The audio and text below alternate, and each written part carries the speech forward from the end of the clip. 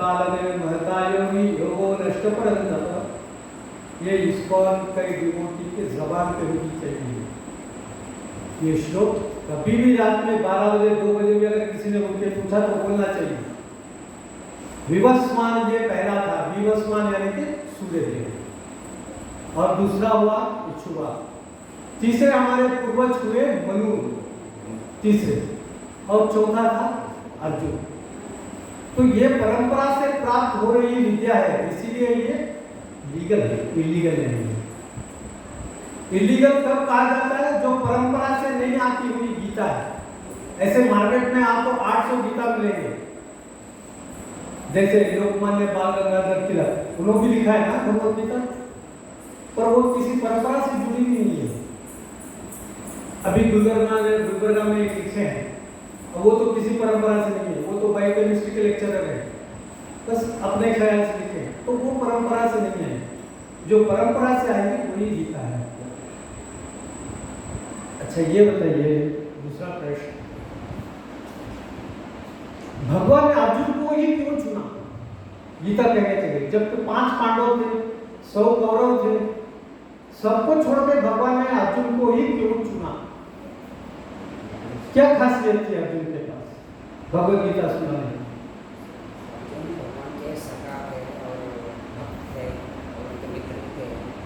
तो वो युधिष्ठिर भी थे, भीम पे थे, सब तो सका ही थे, सब तो बुआ के बेटे ही थे, तो फिर अर्जुन को ही क्यों चुना? प्रभु जी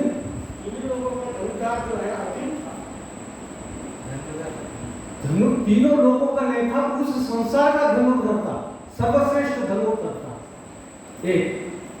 और दूसरा गुण यह था उसके पास कि सारे अस्त्र शस्त्र उसी के पास ही थे, बाकी किसी के पास नहीं थे।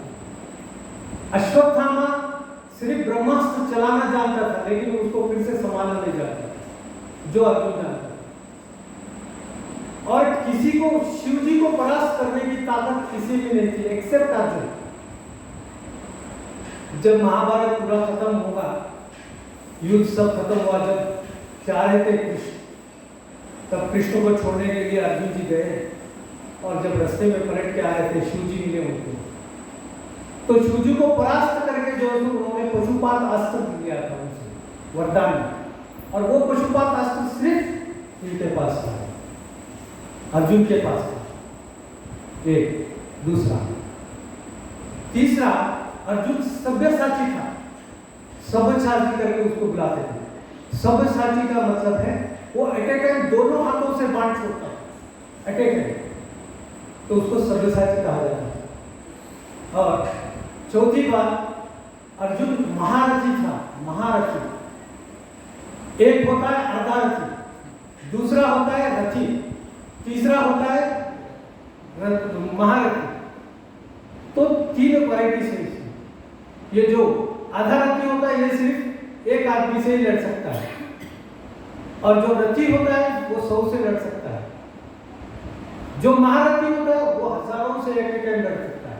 वो सिर्फ अर्जुन में थी कैपेसिटी, तो इसीलिए भगवान ने उसको चुना भगवत गीता के लिए, बाकी किसी को नहीं चुना, क्योंकि अर्जुन में वो पात्रता थी, अर्जुन सबसे लड़ने की पात्रता थी, और वो जानते थे भगवान, इसीलिए उसको चुना। अब बताइए, भगवत गीता धृतराष्ट्र से ही क्यों शुरू हुई? भगवत गीता का फर्स्ट वचन क्या है? धृतराष्ट्रोवाच। क्यों दूसरे से क्यों शुरू नहीं हुई है? दूसरों से शुरू होना था, धृतराष्ट्र से क्यों शुरू हुई?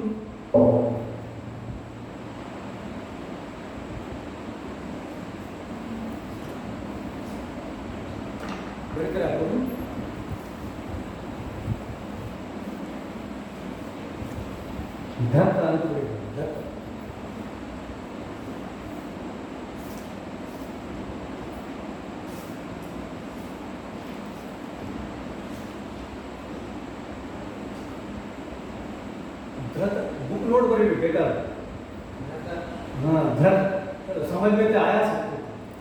धृत का मतलब क्या है? धृत का मतलब है जोर से पकड़, हट से पकड़, और राष्ट्र तो राष्ट्र है। तो उस धृतराष्ट्र में ये खूबी थी, वो ऐसे पकड़े हुआ था राष्ट्र को, उसके राष्ट्र को, कि वो छोड़ नहीं रहा था। दुर्योधन से भी ज्यादा लड़ाई वो था इंद्रपक्षी के लिए, इसीलिए वो इंडिकेशन है भगवान का, ये राष्ट्र को पकड़ा हुआ है, इसीलिए उससे शुरू किया भगवान ने। धृत यानी कि जोर से पकड़ना, जो लालची आदमी है उसको धृत कहते हैं। अब भगवत गीता में 700 श्लोक है ना? तो 700 श्लोक में श्री कृष्ण भगवान ने कितने श्लोक कहे? बोलिए प्रभु जी। 574 लिखिए प्रभु जी, 574 जो कृष्ण परमात्मा ने दिया, और अर्जुन ने 84 84 और फिर संजय ने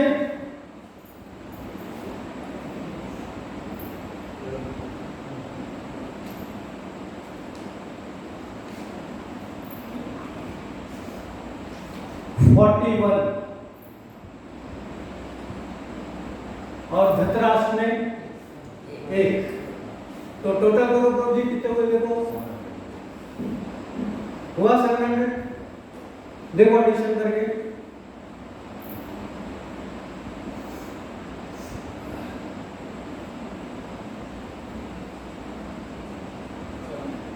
हुआ 700। ये भगवद गीता।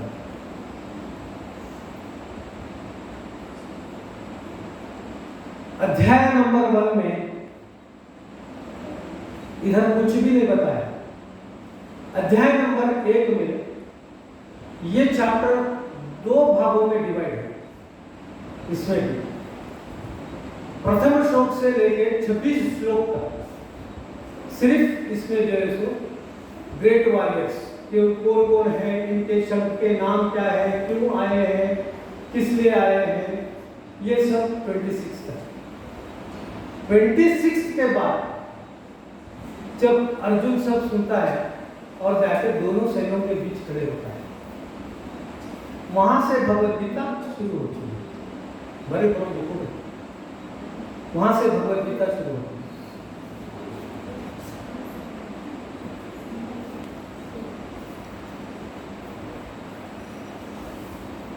धृतराष्ट्रोवाच, मेरे बात सभी दोहराते जाइए।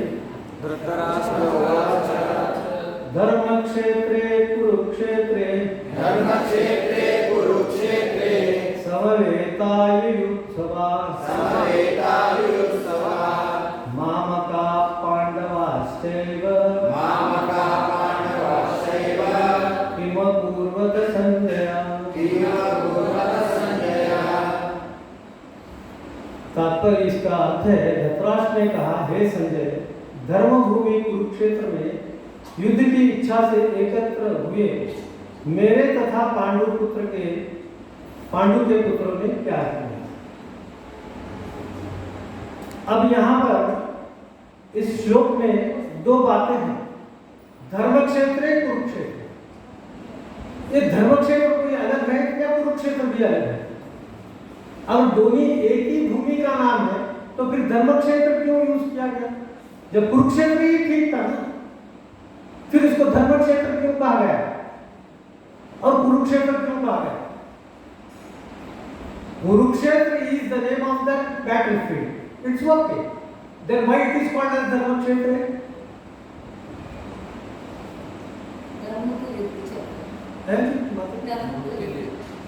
धर्म का युद्ध चल रहा है, तो फिर धर्मक्षेत्र कहना था, कुरुक्षेत्र कहने की क्या जरूरत थी उसको? धर्मक्षेत्र पुण्य भूमि है।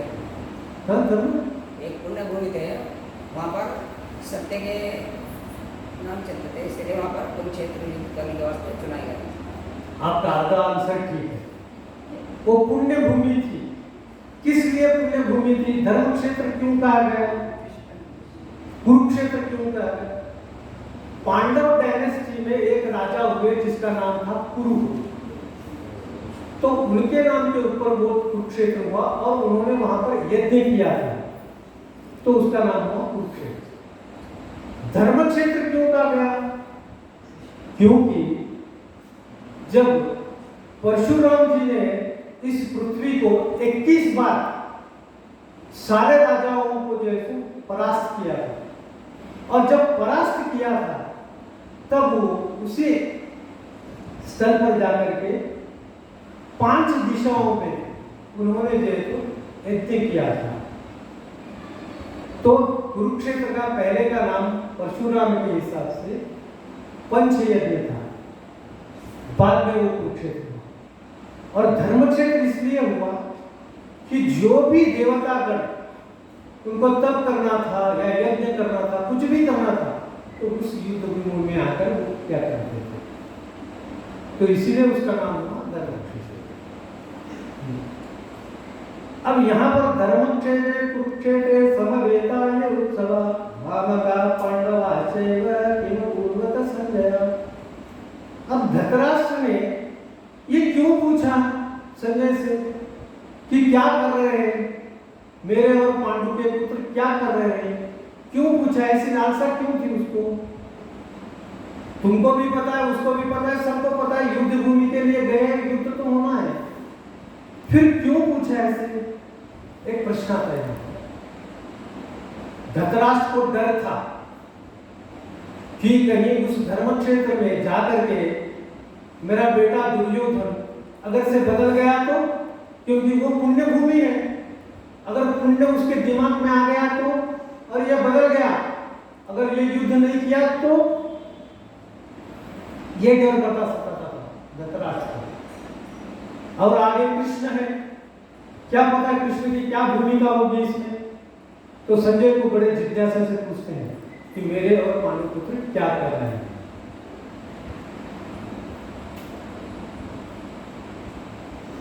अब देखिए, वैदिक शास्त्र में दो शास्त्र आते हैं, एक स्मृति शास्त्र और एक स्मृति शास्त्र।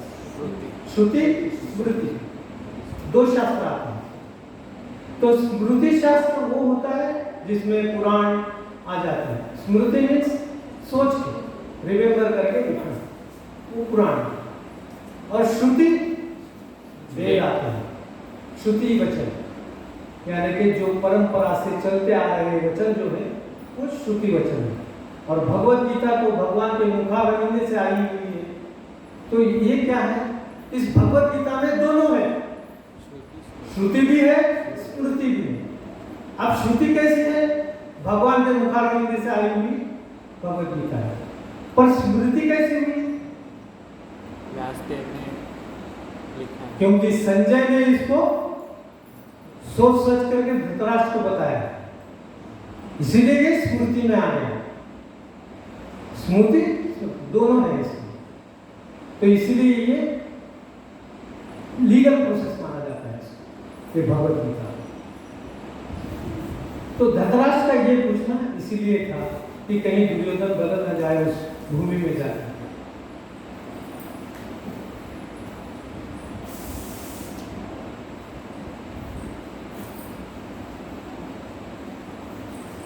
संजय उवाच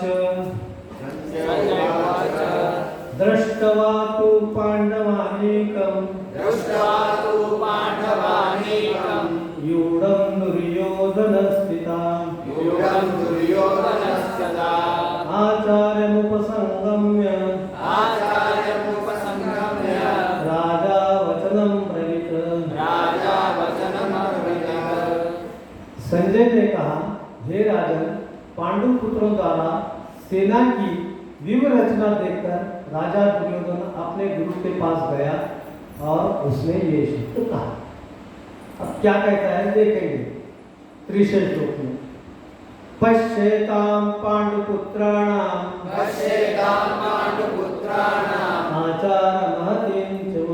आचार्यमहतीं च मम व्यूढां द्रुपदपुत्रेण तव शिष्येण धीमता।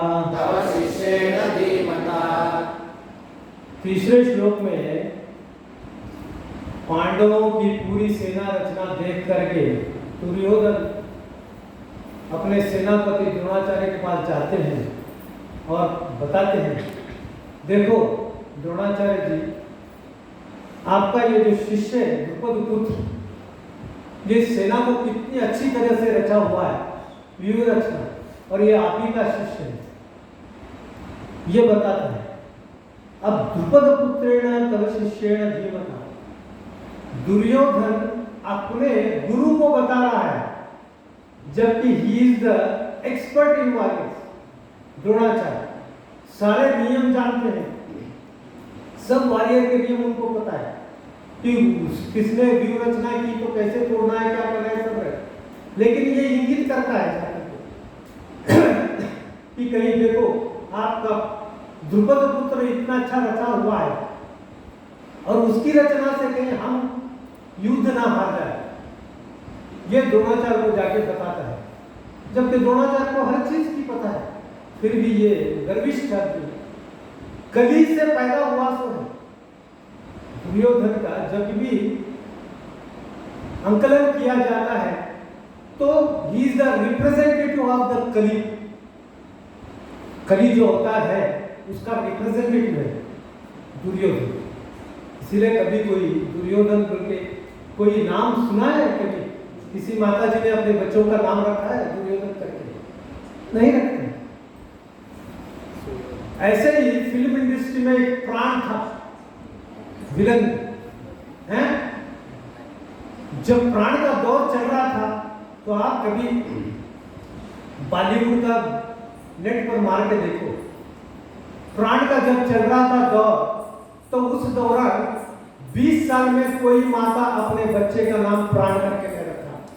जबकि रंजीत रखे, शक्ति कपूर रखे, पर प्राण का नाम रखने रखे। वो साईं साईं साईं बोलते रहा, लेकिन कोई नहीं रखता। दुष्टों का नाम कौन रखता है? कोई नहीं रखता। ऐसे दुर्योधन का भी ऐसा ही था, दुर्योधन का नाम कोई नहीं रखता। और ये अपने गुरु को बताता जाकर के कि द्रुपद पुत्र ऐसे व्यूह रचना रचाया है।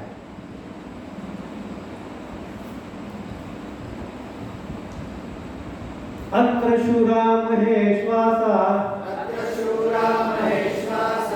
भीम अर्जुन समायुधे युद्धानो विराटश्च द्रुपदश्च महारथा।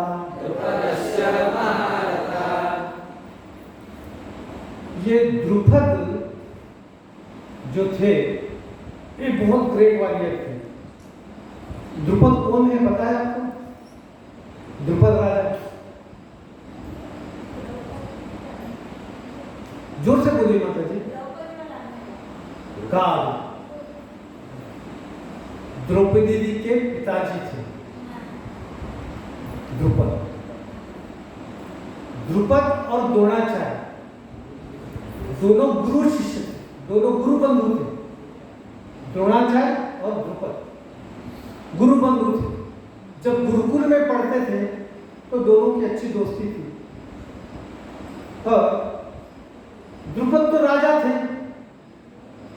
और जब पढ़ाई खत्म हुई तो द्रोणाचार्य को बोले, कभी अपने को भी याद किया कर ब्राह्मण, कभी मुझसे काम पड़ जाए तो आ जाना मेरे राजमहल में, दोस्ती निभाऊंगा। तो फिर खत्म हुई पढ़ाई, खत्म हुई, वो अपने घर, ये अपने घर। और ये ब्राह्मण तो भिखारी भिखारी, भिक्षुक तो भिक्षुक। कभी भी ब्राह्मण ऐसे ही होते, पैसे वाले थोड़ी होते हैं। सिर्फ ब्राह्मणों के पास क्या होता है? ज्ञान होता है, बस। बाहर आए, आने के बाद क्या हुआ? जो इनका बेटा था, ये इनका द्रोणाचार्य का बेटा अश्वत्थामा, इसको बड़ा दूध पीने का शौक बहुत था। तो किसी ने अश्वत्थामा को क्या कर दिया? चूल्हे का पानी पिला दिया। बोले पी, दूध है, पी ले बेटा पी ले। तो वो पी लिया। तो बाद में पता चला कि ऐसा हुआ, चूल्हे का पानी पिला दिया मेरे को। अब द्रोणाचार्य बोले, मैं मेरे बच्चों की रक्षा तक नहीं कर सकता, दूध भी नहीं पिला सक रहा है इनको। चलो मेरा दोस्त एक है द्रुपद, चलते हैं कुछ मदद मांगने उनके पास। तो गए द्रुपद के पास। मैं गरीब ब्राह्मण तेरे द्वार आया, देख तेरे द्वार खड़ा भगवान, भगत बर दे झोली, भगत बर दे झोली। गए, जाने के बाद द्रुपद बना, बड़ों में छोटों में दोस्ती नहीं होती मेरे दोस्त, तू भिखारी में राजा, तू कहीं का द्रोणाचार्य निकल, भगा दी। और ब्राह्मणों को अपमान कभी सहन नहीं होता, और जब वो ठान लेता है तो चाणक्य बन जाता है। अब द्रोणाचार्य ठान लिए, बोले कि द्रुपद को तो मेरे को सबक सिखाना ही है इसको। फिर आए, बाहर आए, क्या करना? पांडवों को भी सिखा दिया कला, कौरवों को भी सिखा दिया कला। अब इतना बड़ा अपमान हो गया। ठीक है, तो जब बात आई गुरु दक्षिणा की, कौरव ने पूछा कि क्या चाहिए गुरु दक्षिणा, बोलो। तो द्रोणाचार्य बोले कुछ नहीं चाहिए, जाओ द्रुपद को बंदी बना करके लाओ, बदला लेना है, ब्राह्मण है, उसको पैसे वैसे की कोई लालच नहीं है, अपमान को अपमान लेना है, जाओ पकड़ के लाओ द्रुपद को। गए कौरव और पिटाई कर रहे द्रुपद से, he is a great warrior. फिर अब पांडवों की बारी आई गुरु दक्षिणा की, बोले क्या चाहिए गुरु दक्षिणा, कुछ नहीं, जाओ द्रुपद को बंदी बना करके लाओ। अर्जुन बोला ये तो कौन सी बड़ी बात है, गए बंदी बनाए लाए, ठहरा दिए द्रोणाचार्य का द्रुपद को। अब द्रुपद परेशान, द्रोणाचार्य परेशान, द्रोणाचार्य बोले आज मेरी बारी है, now ball is in my court, आ जाओ। और ये राजपूत होते हैं ना, इन लोगों को प्राण दान जो देता है ना वो सहन नहीं करते, मर जाना पसंद करते लेकिन प्राण दान नहीं देना चाहते। क्षत्रिय, राजपूत क्षत्रिय जो, अब द्रोणाचार्य उसको बंदी बना दिए और 10-12 गिना दिए उसको, सब गिना के बोले छोड़ो इसको, प्राण दान दे रहा हूं मैं, छोड़। अब ये तो जल उठा, मेरा मर जाना अच्छा था लेकिन ऐसे द्रोणाचार्य से मैं जो इसको प्राण दान देना, ये भी ऐसे भिखारी आदमी से, तो फिर क्या करें, आया। अब ये भी आग में जल रहा है, अपमान की आग में। तो जयसुई ने भी एक यज्ञ किया, यज्ञ करके यज्ञ पुरुष प्रकट हुए जो थे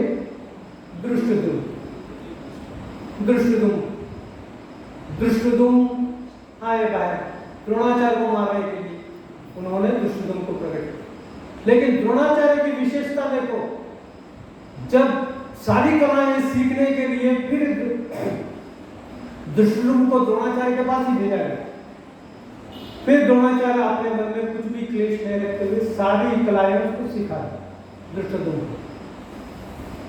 तो इसीलिए दुर्योधन यही करता है, दुर्योधन यही बात करता है जाकर के, तुम्हारा जैसे विद्यार्थी तुमने सिखाया है, तुमको मारने वाला है, देखो कितनी सुंदर रचना की है।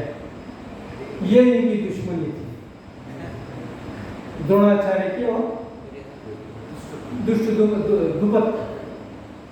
और भली भांति दोनों भी जानते थे एक दूसरे के दुश्मन है, और फिर उनको एक पुत्री भी चाहिए थी, तो फिर यज्ञ किए, फिर द्रौपदी आई और ये 5 पांडवों को समर्पित करेंगे। खैर ये कथा और लंबी है, देखते हैं दूसरे श्लोक में क्या करते हैं।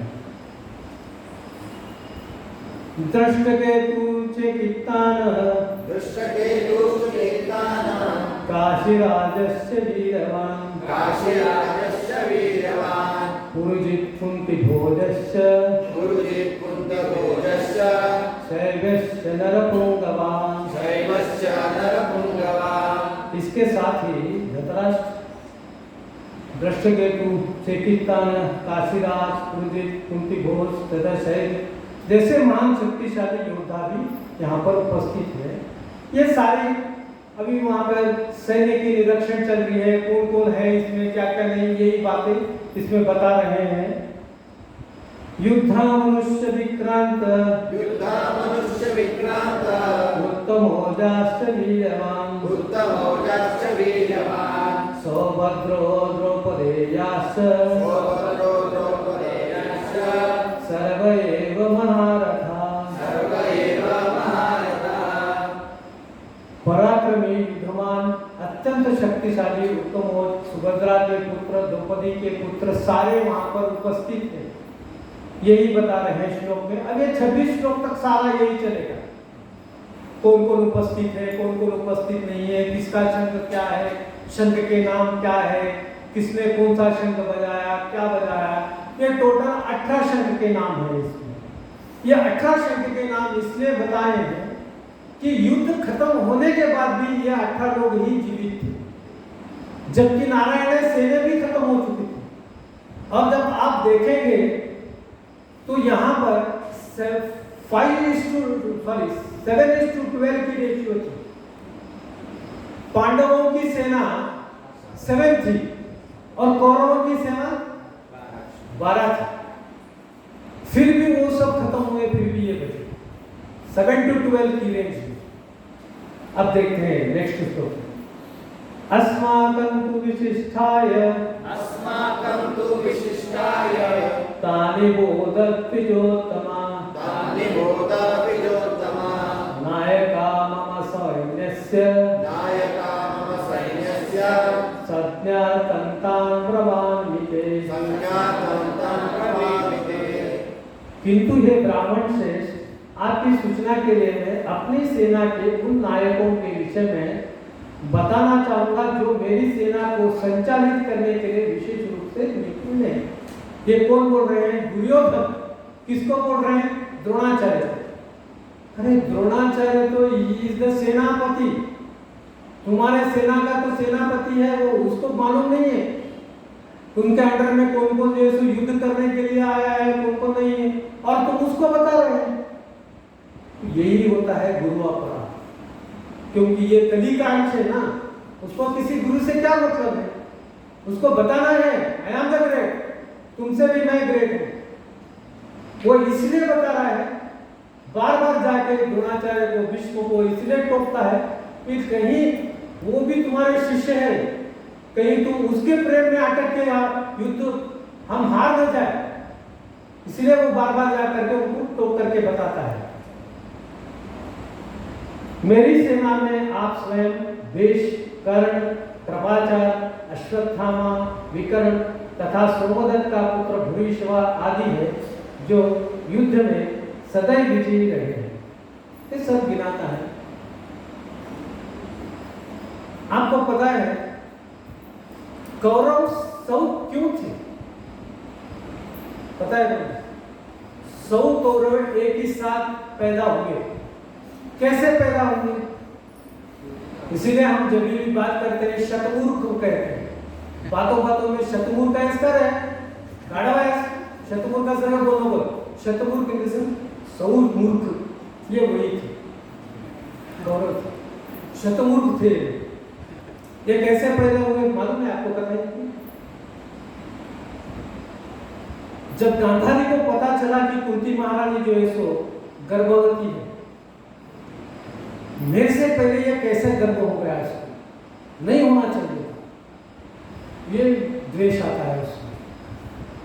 और जो गर्भ गांधारी के पेट में रहता है, वो गुस्से से गांधारी क्या करते हैं, उसको खूब मारती, गर्भ को मार के